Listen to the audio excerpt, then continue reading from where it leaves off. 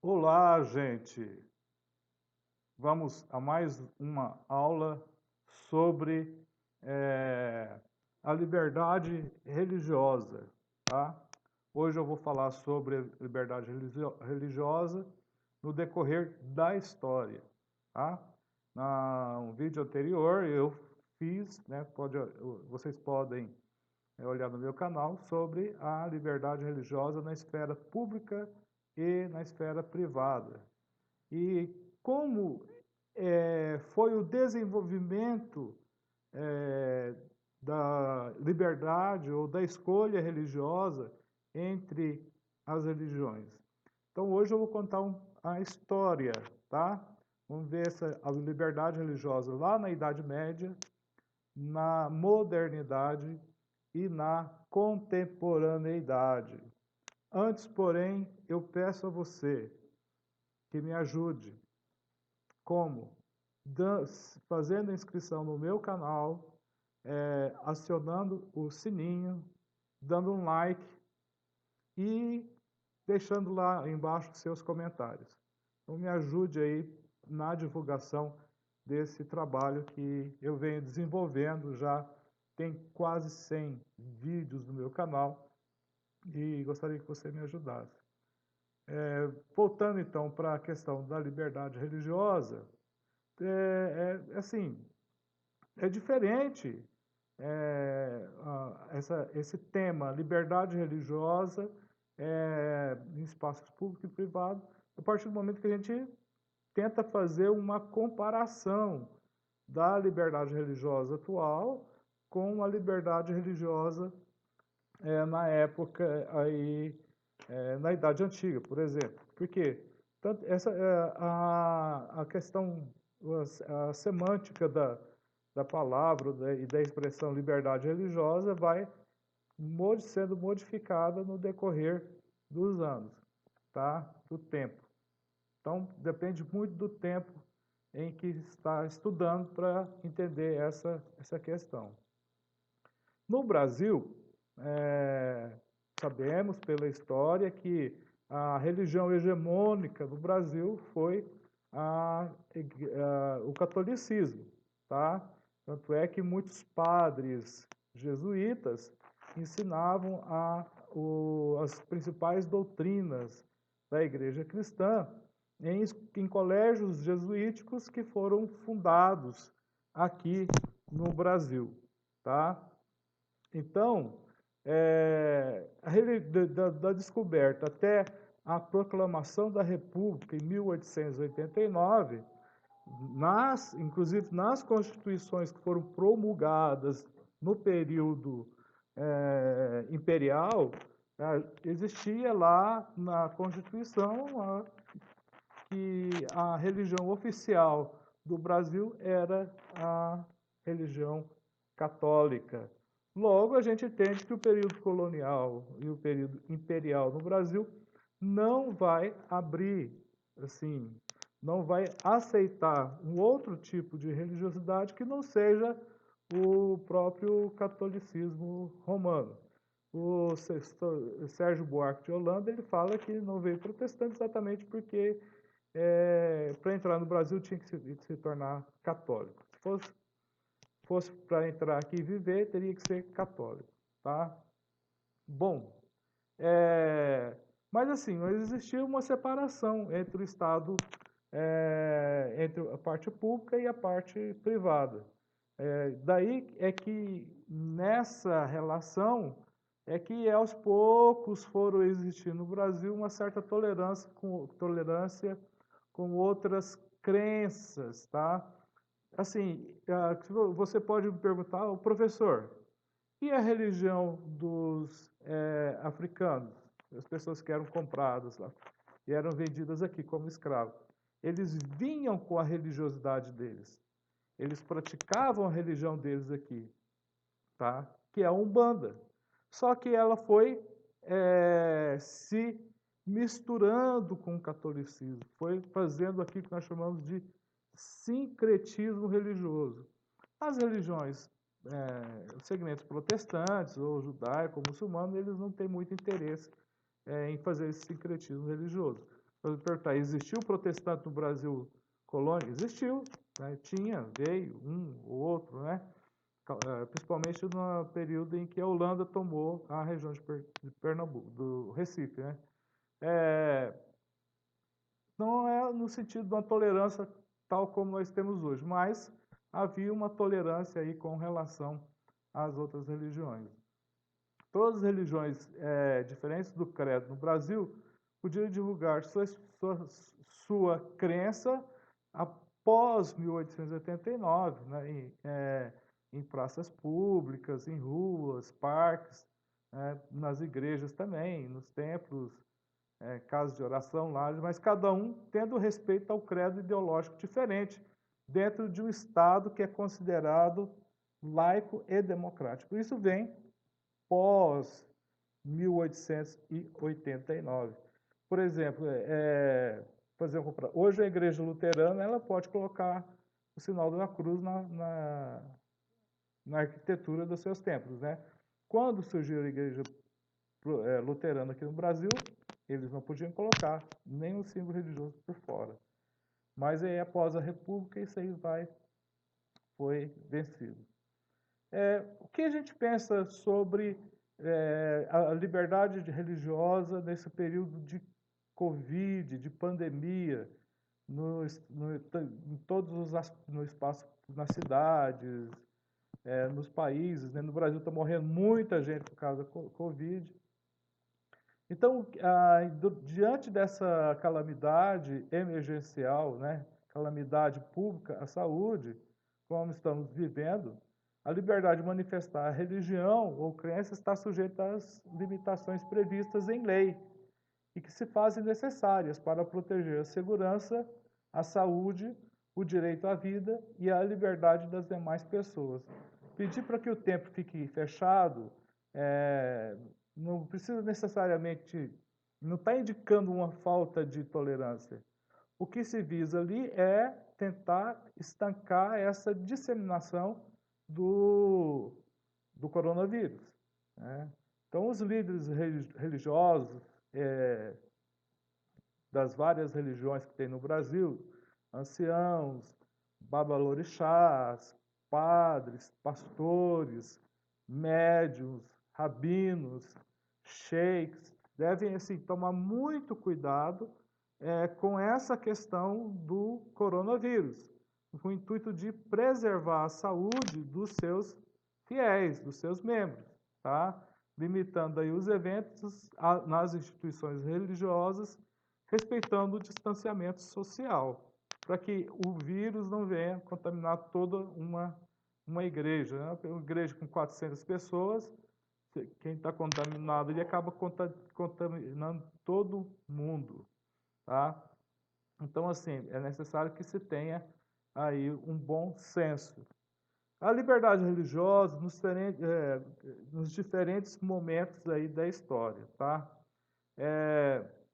Essa liberdade nunca foi igual ao que temos hoje, que eu falei no início. Há séculos atrás, no século XVIII, antes da Revolução Francesa, antes do surgimento do Iluminismo, os espaços, as referências religiosas, manifestações de credo, tinham certas restrições e divisões sociais estabelecidas. Eles obedeciam uma ordem já organizada. Então, essa ordem impunha àquelas pessoas dos séculos anteriores ao nosso uma liberdade aí condicional, né? Se você professa a religião predominante, aí não há problema. Bom, vamos ver na Idade Média, né? No período da Idade Média, as escolas elas eram dirigidas aí por um cônego. Os professores nas escolas, Brasil, na Idade Média não tem o Brasil ainda, mas na Europa eram lideradas por clérigos, padres de ordens menores, que lecionavam as chamadas 7 artes liberais, que são elas: a gramática, a retórica, a lógica, a aritmética, a geografia, a astronomia e a música. Só mais tarde é que vai ser construído o currículo para as universidades. Os estudantes medievais eram distribuídos conforme a sua afinidade, a sua aptidão pelos cursos que existiam no período medieval, né? Então, quais são os cursos formadores, os cursos das superiores no período medieval? O curso de Direito, né, já existia, o curso de Medicina e o curso de Teologia. Então, existiam 3 cursos. Em comparação com hoje, temos vários cursos. Muitos deles eram de origem humilde e viviam internos nos colégios internatos. Tinham rotinas rígidas e disciplinadoras. Com o tempo, esses colégios passaram a constituir campos de estudos autônomos, né? Aí as pessoas vão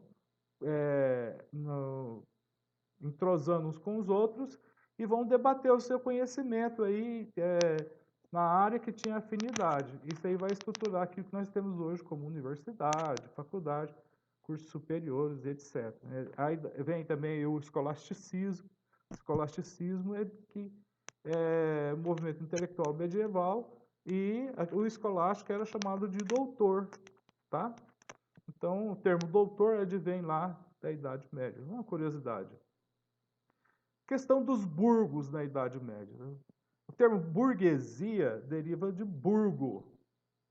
O que era um burgo? O burgo era uma pequena cidade que apareceu ao redor dos castelos no final da Idade Média e início da Idade Moderna. Então, eram as casinhas que ficavam em volta dos castelos. Aquilo é que se chamava burgo. As pessoas que viviam nesses locais eram chamadas de burgueses, né? Eles moravam fora do castelo, fora da proteção dos muros, e quem viviam lá era burguês, né? Quem vivia no burgo era um burguês.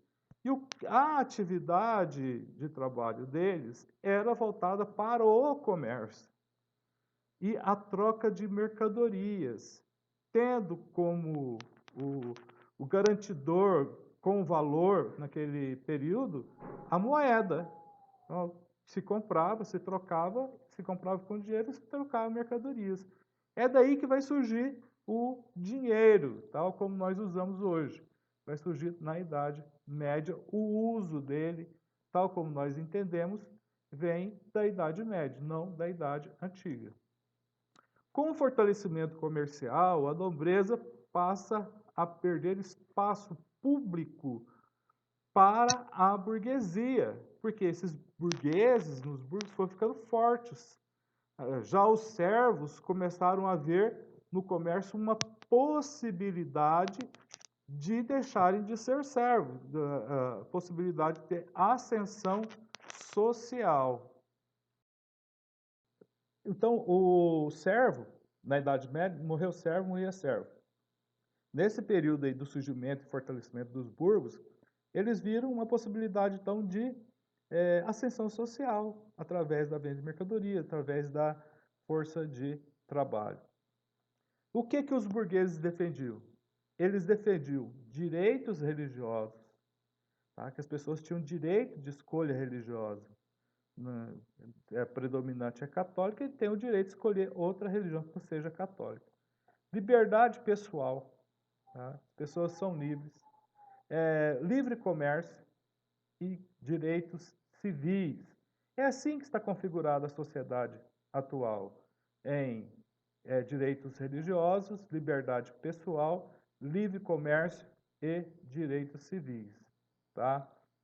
Dessa forma, esse lema dos burgueses, né, isso aí vai influenciar muita gente, vai aderir à ideia dos burgueses. No século XVI, a Igreja Católica passava por um período assim de perda, de enfraquecimento do poder papal, devido às várias corrupções, os péssimos exemplos deixados pelos clérigos neste período. Também a igreja perdeu o apoio dos senhores feudais, porque esses começaram a se enfraquecer no interior da sociedade ocidental europeia. O aumento de prestígio dos reis, que passaram a influenciar nas decisões da igreja, provocou um ambiente oportuno de reforma religiosa. Então, todas essas questões contribuíram para que um monge agostiniano chamado Martinho Lutero, em 1517, fixasse na porta da Catedral de Wittenberg as suas 95 teses. Essas teses elas foram motivadas assim, como resposta, como ataque à venda de indulgências do padre indulgente o Tetzel. Tá? Bom, nessas teses também há críticas às ações impostas pela instituição católica. Este ato deu, então, a fixação das 95 teses, uma afronta à Igreja Católica, uma ruptura com a Igreja Católica, vai dar início à religião protestante, a parte que nós chamamos de reforma protestante. E muitas as igrejas evangélicas, as igrejas cristãs que não são evangélicas, advêm desse movimento protestante do século XVI. E levou a um aumento da liberdade religiosa, né? Porque começou a ter conflito de interesses religiosos. Foram muitas questões, foram muitas brigas, muitas guerras, né? E hoje a gente convive em paz, mas ainda no século XVI muitas batalhas foram feitas em nome da religião verdadeira. Protestantes de um lado, católicos do outro, menonitas, calvinistas e assim sucessivamente. E quem era o Lutero? Martinho Lutero é um homem celebrado por questionar a autoridade da igreja. A ação dele iniciou a liberdade religiosa na época do feudalismo espiritual. Então, uma grande contribuição do Lutero foi que, depois dele, as pessoas começaram, então, a manifestar esse desejo de livre escolha de religião. No século, lá pelo século XVI, XVII, XVIII, nós vamos ter um período aí do que nós chamamos de história de absolutismo. E desse período eu quero falar sobre o rei Luís XIV, o conhecido como o Rei Sol. Ele foi criado num ambiente completamente seguro, né, da sua existência. E existia esse sentimento de que o rei tinha um dom divino, né, para ele era uma escolha, um escolhido, um eleito por Deus para dirigir a nação. Logo, quem desobedecesse às leis, às regras de Luís XIV, desobedecia também a Deus. Tá? É desse rei que surge a expressão do Luís XIV. Quem é o Estado? Ele dizer, o Estado sou eu. Então o rei sabia que a maior fraqueza do seu reinado era a nobreza, que poderia se revoltar com o tempo. Por essa razão atraiu toda a nobreza para Versalhes, né? Um lindo castelo lá na França. Um grande castelo com jardins enormes. Então todos os membros da nobreza viviam por ali, na corte do rei Luís XIV. Quer dizer, melhor um inimigo perto do que um inimigo longe. É assim que o rei Luís XIV pensava. Na Revolução Francesa e no Iluminismo, né, nós vamos ver um avanço nessas ideias sobre liberdade de escolha religiosa. Em 1789, acontecia na França a Revolução Francesa, que marcaria o fim da Idade Moderna e início da Idade Contemporânea. Essa revolução causou uma queda no antigo regime, a queda da monarquia. A Revolução também enfraqueceu a Igreja Católica na França. E também enfraqueceu a classe aristocrata, tá? O século das luzes, isso que a Revolução Francesa propôs e fez. O século das luzes ficou conhecido como iluminismo. O século das luzes ocorreu no século XVIII, tá? E esse movimento intelectual do século XVIII vai ser incentivado financeiramente por intelectuais e também pela burguesia, né? Já lá no iluminismo se defendia igualdade, liberdade, fraternidade. Dualité, liberté, fraternité. Então, que é o lema da Revolução Francesa. Então, no século das luzes, procurava-se obter o conhecimento a partir da ciência, tá? A fonte que proporcionava o poder de decisão para a sociedade. Assim ficou consagrado a ciência. Não havia mais espaço nesse contexto aí, no debate dos monarcas, tá? Os monarcas absolutistas. Não havia espaço para os pensadores iluministas nas crenças religiosas, né? Se combatia, os iluministas passaram a combater a intolerância religiosa, muito embora eles fossem, de certa forma, né, de certa forma, eram, de certa forma, críticos da religião católica. Mas, ao mesmo tempo, eles começaram a insistir no surgimento da tolerância religiosa, tá? Então, pessoal, a discussão que norteou a nossa fala nesse vídeo é a questão da liberdade religiosa na Idade Média até a Idade Contemporânea, tá? E as mudanças na sociedade, as diferenças culturais, religiosas, sociais, econômicas e políticas. Hoje, no mundo ocidental, as constituições consagram, ou já consagraram, a questão da liberdade de escolha religiosa, ok? Até breve para as nossas aulas.